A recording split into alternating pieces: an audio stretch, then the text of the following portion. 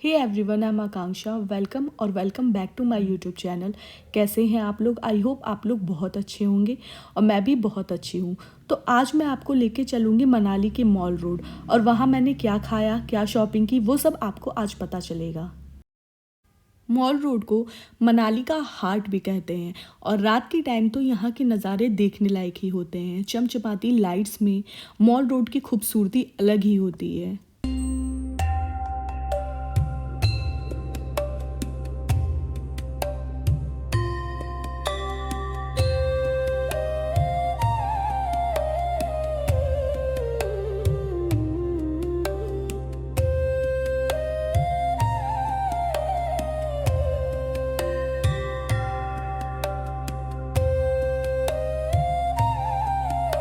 जैसे ही मैं mall road पहुंची, मेरी नज़र सबसे पहले इन गुलाब जामुन पे पड़ी, जो कि देखने में बहुत ही ज़्यादा टेस्टी लग रहे थे। गुलाब जामुन खाने के बाद हम लोग यहाँ के बहुत ही फेमस रेस्टोरेंट चॉपस्टिक में गए। यहाँ पर मैंने नूडल्स और मोमोज ट्राई किए। टेस्ट और क्वांटिटी दोनों ही बहुत अच्छी थी। तो अब मनाली की मॉल रोड जब भी जाओ तो चॉपस्टिक में जाना बिल्कुल मत भूलना। और अगर आपको चाइनीज़ और कोरियन पसंद है तो अब तो आपको यहाँ ज़रूर जाना चाहिए।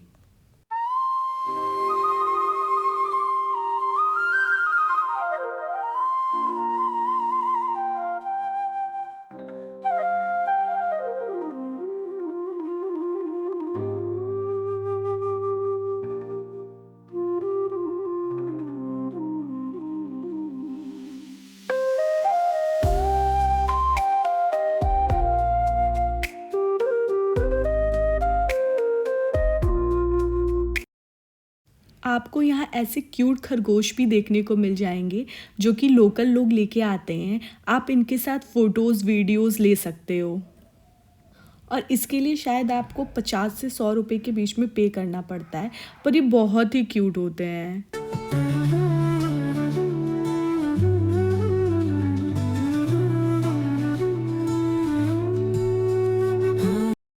यहाँ के फेमस मनाली मोमोज़ के मोमो खाना तो बिल्कुल भी मत भूलना। यहाँ ना आपको सिर्फ खूबसूरत नज़ारे मिलेंगे, बल्कि यहाँ से आप लोकल हैंडीक्राफ्ट, गिफ्ट आइटम्स और बहुत ही सुंदर सुंदर कपड़ों की शॉपिंग कर सकते हो। तो अब बारी थी यहाँ से वापस अपने होटल जाने की, क्योंकि हमें कल सुबह अटल टनल, शिशु और मनाली के कुछ और फेमस जगहों के लिए जाना था।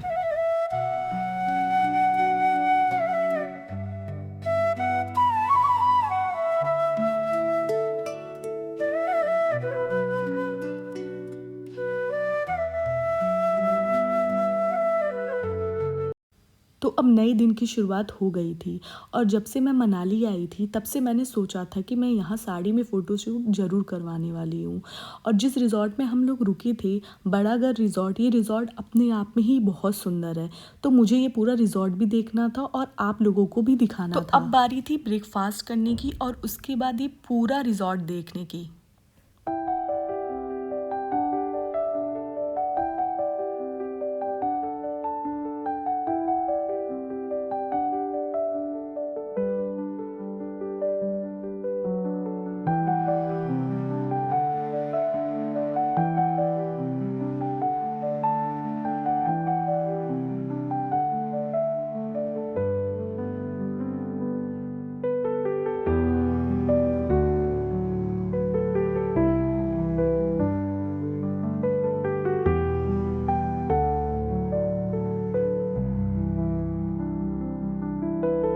जैसे ही आप अप्रैल के बाद पहुंचोगे ना, मई आ जाएगा, तो आपको फ्रूट्स आना मिलने दिखने स्टार्ट हो जाएंगे। बिकॉज यहाँ पे ये प्रॉपर्टी अराउंड 70 एकर्स में है।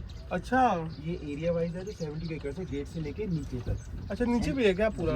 एंड इसमें जो फ्रूट्स हैं उसमें प्लम है सर, यहाँ पे पियर्स है, एप्पल है, आपका अनार हो गया, आपका वॉलनट हो गया, कीवी है।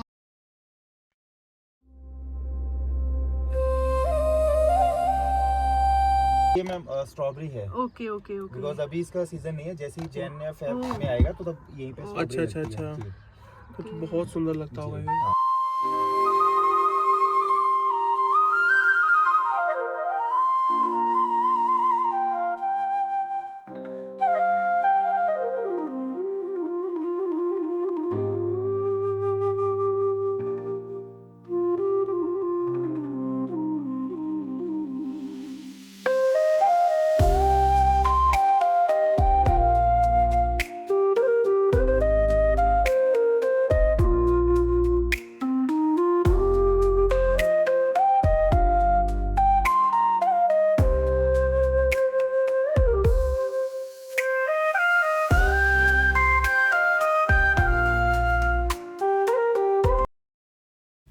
यहाँ की सेब के बगीचे वाकई बहुत ही खूबसूरत हैं। हर तरफ हरे भरे सेब के पेड़ जो मौसम के साथ अपने रंग में ढलते हैं, एक जादू सा ही माहौल बना देते हैं। इसके अलावा इसके चारों तरफ जो पहाड़ों के नज़ारे हैं वो इसकी सुंदरता को और बढ़ा देते हैं।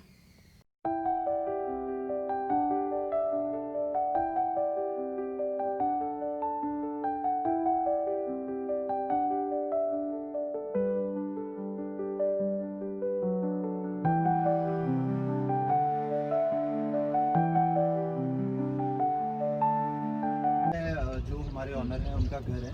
हाँ। बेसिकली यहाँ पे क्रिश मूवी की शूटिंग हुई थी। ओके। मूवी आप देखोगे स्टार्टिंग में जो घर का सीन है एंड वो सारा यहाँ का सीन है। तो जैसे कि आप लोगों ने सुना, भैया ने बताया कि यहाँ क्रिश मूवी की शूटिंग हुई, तो और भी बहुत सारी मूवीज़ की यहाँ शूटिंग हुई है। ये वही घर है, पंजाबी गानों की शूटिंग यहाँ होती रहती है।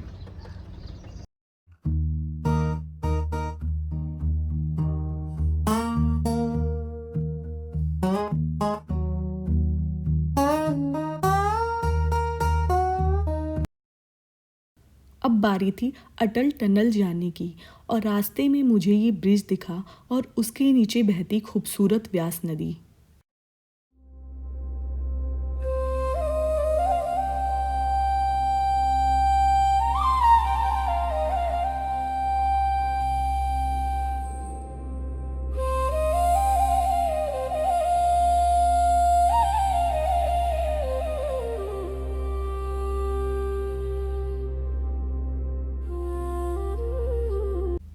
मनाली ऐसी जगह है जहाँ पे हर जगह एक पोस्टकार्ड जैसी दिखती है। यहाँ की ठंडी हवा और नदी की आवाज़ एक सुकून देती है।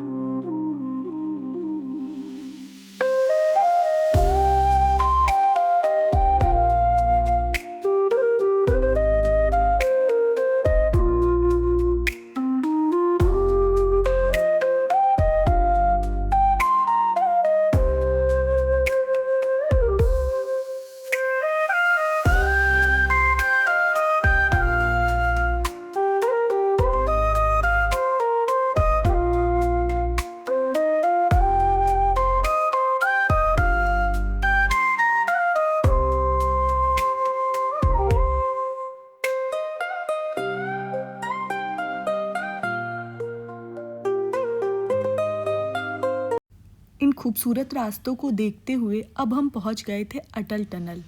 अटल टनल जो सिर्फ एक टनल नहीं बल्कि इंजीनियरिंग का एक कमाल है। अटल टनल लगभग 9 किलोमीटर लंबा ये टनल मनाली को लाहौल और स्पीति वैली से जोड़ता है। जैसे ही हम टनल के पास पहुंचते हैं एक अलग ही एक्साइटमेंट फील होती है। बाहर ये स्नो कवर्ड माउंटेन्स, अंदर जाते ही स्मूथ रोड और प्रॉपर लाइटिंग और मॉडर्न सेफ्टी सिस्टम, सब कुछ एकदम ही सुकून देने वाला है। पहले जो सफ़र घंटों का हुआ करता था आज अटल टनल की वजह से सिर्फ कुछ ही मिनट में हो जाता है। इस टनल ने न सिर्फ लोगों की ज़िंदगी को आसान बनाया है बल्कि लाहौल के लोगों की ज़िंदगी को भी बिल्कुल बदल के रख दिया है। टनल के अंदर का एक्सपीरियंस बहुत ही अलग है।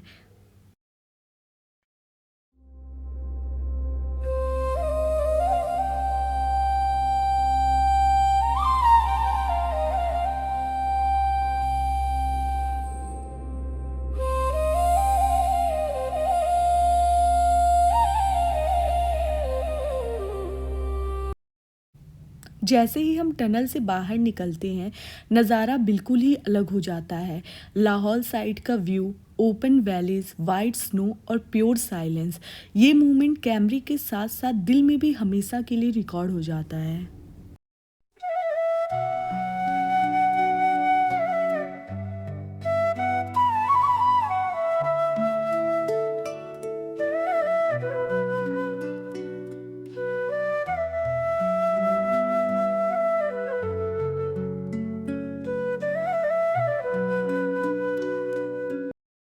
अटल टनल की जैसे ही हम बाहर निकलते हैं 10,000 फीट की हाइट पे बसा शिशु मनाली अटल टनल के पास सबसे नियरेस्ट विलेज है। शिशु लाहौल वैली का एक छोटा सा लेकिन बहुत ही खूबसूरत गांव है। अटल टनल क्रॉस करते ही जैसे ही हम शिशु आते हैं लगता है हम किसी और ही दुनिया में आ गए हैं। यहाँ का काम, यहाँ की फ्रेश हवा और चारों तरफ स्नो कवर्ड माउंटेन्स सब कुछ अलग ही हो लगते हैं। शिशु जाते ही आपकी सबसे पहली नज़र शिशु वाटरफॉल पे पड़ती है, जहाँ आप ट्रैक करके भी जा सकते हो।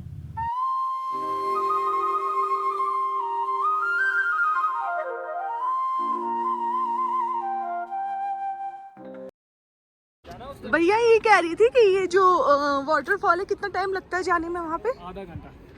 आधा घंटा ट्रैक करके? क्या खड़ी चढ़ाई है क्या? नहीं, बीच में खड़ी चढ़ाई है, रेलिंग वाला रास्ता बढ़िया। खड़ी चढ़ाई है? हाँ, थोड़ा है। कभी कभी हमें कुछ ऐसे लोग मिल जाते हैं जो बिना कुछ कहे आपके लिए बहुत कुछ कर जाते हैं। वहाँ ऐसे ही एक आंटी मुझे मिली जिन्होंने मेरी बहुत हेल्प की। इन आंटी ने मेरी बहुत हेल्प की है, उसके लिए aunty thank you so much. Welcome welcome. अब बहुत प्यारे हो, थैंक यू। और इनके पास बहुत अच्छे ऐसे कैप्स हैं, तो आप लोग आके लेके जा सकते हो ऐसे करके। आंटी के पास से ज़रूर लेके जाना शिशु में। आंटी अपना नाम बता दो। मेरा नाम सोनम। सोनम नाम है इनका, यहाँ शिशु में रहते हैं। 68 एज है मेरा। 68 एज है आंटी की। 68 है। और मैं इस बात से बिल्कुल एग्री करती हूँ कि पहाड़ी रास्ते ज़रूर टेढ़े मेढ़े होते हैं, पर वहाँ के लोग उतने ही सीधे और प्यारे।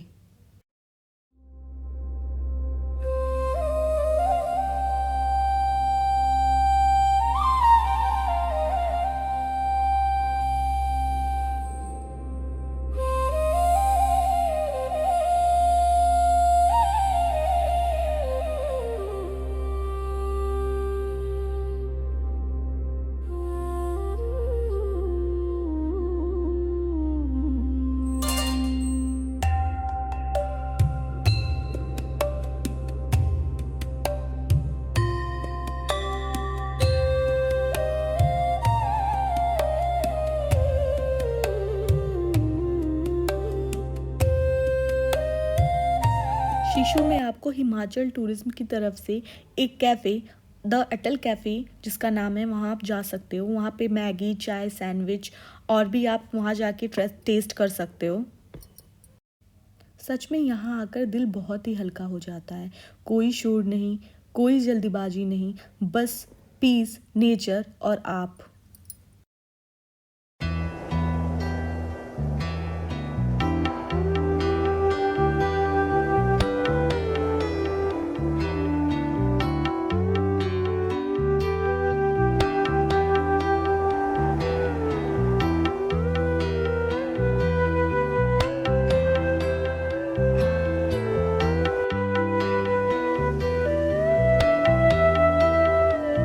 शिशु से वापस आते हुए मैंने बहती हुई खूबसूरत चंद्रा नदी को देखा और इसके पास मैं खुद को जाने से रोक नहीं पाई। इतनी खूबसूरती मैंने इससे पहले नहीं देखी थी। साफ हरा पानी, चारों तरफ बर्फ के पहाड़, और सच बोलूं तो यहाँ ठंड ज़्यादा ही लग रही थी, पर नेचर की इस खूबसूरती के लिए मेरे पास शब्द नहीं थे।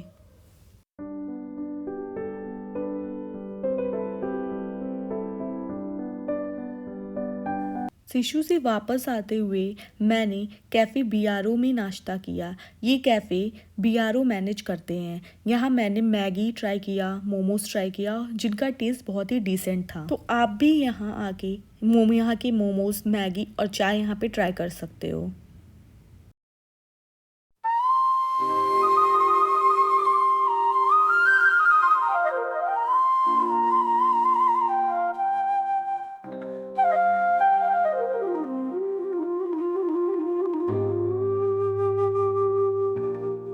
शाम के टाइम में मैं सोलांग वैली आ गई थी। यहाँ पैराग्लाइडिंग, स्नो एक्टिविटीज़ कर सकते हो और ये जगह अपने आप में ही मैजिकल है। इसके अलावा अगर आप अंजनी महादेव का ट्रैक करना चाहते हो तो उसका रास्ता इसी के बगल से जाता है, आप वहाँ भी जा सकते हो। तो आप जब भी मनाली आओ, सोलांग वैली और अंजनी महादेव इन दोनों जगहों पे जाना बिल्कुल मत भूलना। अब सोलांग वैली के बाद बारी थी ओल्ड मनाली जाने की और वहाँ सबसे पहले मैं गई क्लब हाउस। यहाँ आके आप हिमाचली खाना खा सकते हो, शॉपिंग और रिवर के पास बैठ के नेचर को एंजॉय कर सकते हो। यहाँ शॉपिंग के लिए बहुत अच्छे अच्छे ऑप्शन हैं।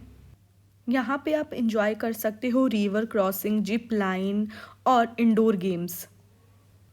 Seriously this place literally refreshes your mind.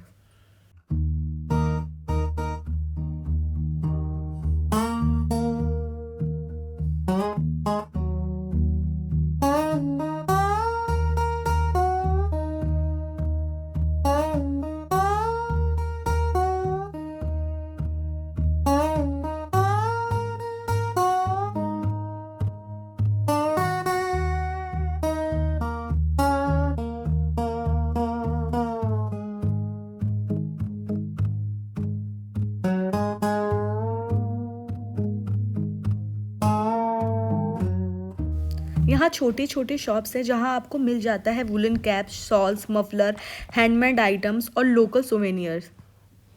मैंने तो यहाँ से अपने लिए सूट और कुछ फ्रिज मैग्नेट्स लिए और अपनी फैमिली के लिए भी लिए।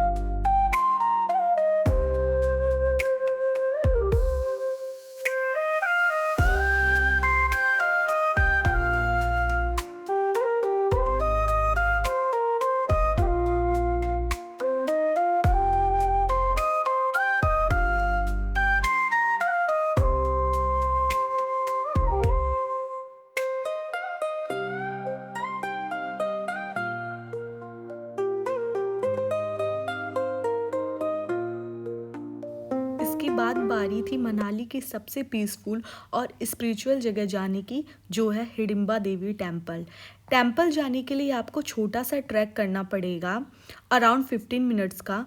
आपको रास्ते में प्रसाद की दुकानें और बहुत ही सारे लोकल शॉप्स दिख जाएंगे, जिनके बीच होके जाना अपने आप में ही मज़ा है।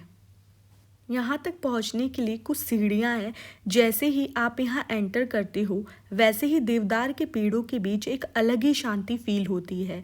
हिडिंबा देवी टेम्पल मनाली का एक बहुत ही प्रसिद्ध मंदिर है, जो महाभारत के एक प्रमुख चरित्र माँ हिडिंबा को डेडिकेटेड है। हिडिंबा देवी जो भीम की पत्नी थी, उन्हें यहाँ एक गॉडेस के रूप में पूजा जाता है।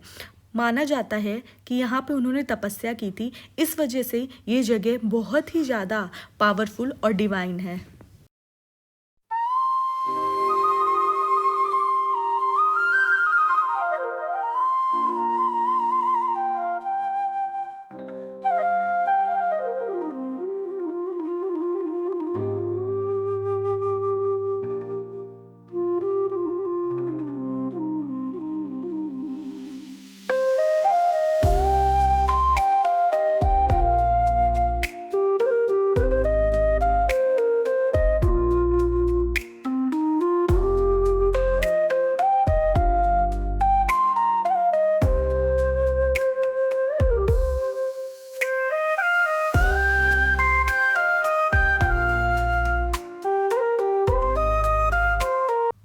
तो ये था मनाली का आज का ब्यूटीफुल एक्सपीरियंस।